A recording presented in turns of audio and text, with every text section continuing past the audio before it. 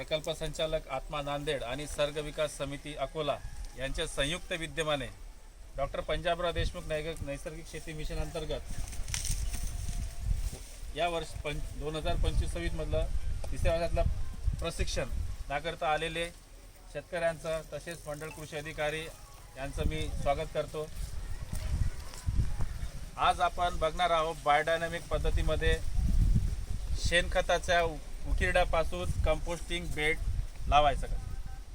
आता कालच्या आपल्या थेअरीच्या प्रशिक्षणामध्ये बऱ्यापैकी शेतकऱ्यांना कळलं असेल की आपण जे कच्चं शेणखत वापरतो त्या कच्च्या शेणखताचा काय परिणाम आहे किंवा आपल्याला त्याच्यापासून काय मिळालं आहे, किती मेहनत लागते, परंतु जे आपल्याला ज्या मातीमध्ये पोषक तत्वाची की आपल्याला पूर्तता करायची पाहिजे तर ते आपल्याला कच्च्या शेणखतामधून मिळत नाही। म्हणून आपल्याला हा गोष्ट लक्षात येत नाही।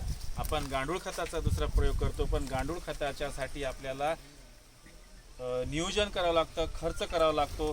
म्हणजे सर्वसाधारण शेतकऱ्याला जर का गांडूळ खताचं एक युनिट लावायचं असेल किंवा गांडूळ खताचं बेड लावायचं असेल तर त्याला जागेचं नियोजन, नंतर त्याला हौदाचं बांधकाम किंवा मग गांडूळ आणायचं, ह्या सगळ्या व्यवस्थित आच्छादनाचा वापर, ह्या सगळ्या गोष्टीचं त्याला त्याच्यामध्ये नियोजन करावं लागतं, तर तो गांडूळ खताचं हे शेड लावतो।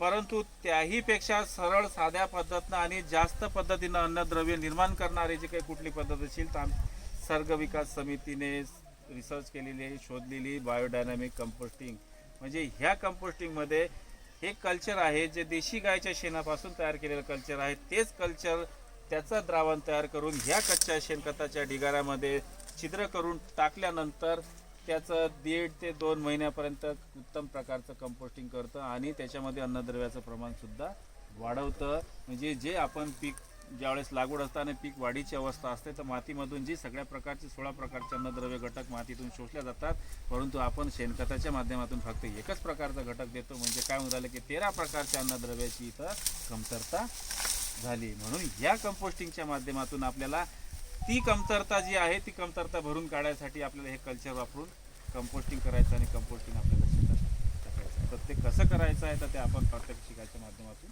बघूया। आता सर्वप्रथम काय करायचं आहे की आपला हा जो शेणाचा आपला ढिगारा आहे, हा ढिगारा हा सुकलेला आहे, खुल्या अवस्थेत आहे। ह्याला आपल्याला काय करायचं आहे की एक आकारमान द्यावा लागतो याला, कारण आपण जो कल्चर वापरणार आहोत 1 किलो कल्चर वापरणार आहोत तर त्या 1 किलो कल्चरला एक क्वांटिटीमध्ये मटेरियल पाहिजे, म्हणजे एक मर्यादित एक वजन पाहिजे, म्हणजे त्याला किंवा 10 क्विंटल म्हणजे 1 मेट्रिक टनची का मटेरियल असेल, शेणखत असेल किंवा इतर पालापाचोळा असेल तर त्या 1 मेट्रिक टनला 1 किलो कल्चर पाहिजे। आता हा जो ढिगारा आहे तर हा अस्ताव्यस्त आहे, तर याला सावरून घ्यायचं असतं, म्हणजे एक आकारमान आहे जो 15 बाय 5 फूट, लांबी 15 फूट आणि रुंदी 5 फूट आणि उंची जी आहे ती उंची 4 फूट। आता ह्या आकारमानामध्ये जर आपण याचा ढिगारा लावला तर ह्याच्यामध्ये 1 किलो कल्चर लागतं आणि ह्या आकारमानाच्या ढिगाऱ्यामधून 2 महिन्यात 1.5 ते 2 महिन्यात जे कंपोस्टिंग तयार होतं ते कंपोस्टिंगचं जर अन्नद्रव्याचा जर आपण विचार केला तर NPK म्हणजे नत्र स्फुरद पालाश 12-12-10 असा प्रमाण याच्यामध्ये भेटतं। सोबतच सूक्ष्म जीवाणू आहे, त्याच्यामध्ये सूक्ष्म अन्नद्रव्य आहेत आणि महत्त्वाचा प्लस पॉईंट आपण जे आकारमान घेतला परफेक्टली जर त्याच आकारमानामध्ये जर का आपण बेड लावला, कल्चर टाकला, 2 महिन्यापर्यंत त्याचं व्यवस्थापन केलं तर सेंद्रिय कर्ब आपल्याला 40.86 म्हणजे 40 किलो सेंद्रिय कर्ब आपल्याला कुठलंच देत नाही। 40 किलो कर्ब आपल्याला सेंद्रिय कर्ब याच्या माध्यमातून मिळतात। जे घटक आपल्या शेताला कमी झाला तो भरून काढण्यासाठी सगळ्यात जो काही पर्याय असेल तर आपला जो शेणखत आहे या शेणखताच्या ढिगाऱ्यातून आपण ते भरू शकतो। आणि हे ज्याच्याकडे सगळं जनावर आहे, दूध व्यवसाय काय, दूध याच्यासाठी तर सगळ्या जनावर शेती आहे, जनावर आहे तर सगळ्याकडे उकिरडा आहेच। त्याच्यामुळे यालाच आपण आता कसं करायचं आहे ते आपण बघूया।